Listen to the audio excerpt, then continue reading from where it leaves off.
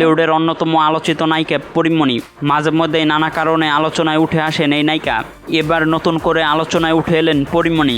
ঢাকা মহানগর অতিরিক্ত police super Mohammad Golam Saqlain পরীমণির সাথে তার ঘনিষ্ঠ সম্পর্ক তৈরি হয়েছিল, যার কারণে সে সময় আলোচনায় উঠে এসেছিলেন তারা। তবে সেই সম্পর্কের খেসারত দিতে হলো মোহাম্মদ গোলাম সাকলায়েনকে। পরীমণির সাথে সম্পর্কের কারণে চাকরি ছাড়ার চিঠি পাঠানো হয়েছে গোলাম সাকলায়েনকে। চিঠিতে বলা হয়েছে বিভিন্ন সময় রাতে এবং দিনে পরীমণির বাসায় গোলাম সাকলায়েন অবস্থান করেছেন, যার প্রমাণ পাওয়া গেছে মোবাইল ফোনের ফরেনসিক রিপোর্টে। গোলাম সাকলায়েনকে গুরুদণ্ড দেওয়ার বিষয়ও উঠে এসেছে চিঠিতে। পরীমণি জানিয়েছে, যেখানে সম্পর্কটা ডিফাইন করার আগে এত অপবাদ নিয়ে ফেলছি, সেখানে আমাদের দুজনের মধ্যে কী সম্পর্ক সেটা নিয়ে কথা বলার জায়গা জনগণ রাখেনি। আমার শুধু মনে হয় সাকলায়েন ব্যক্তিগত আক্রোশের মধ্যে পড়েছে।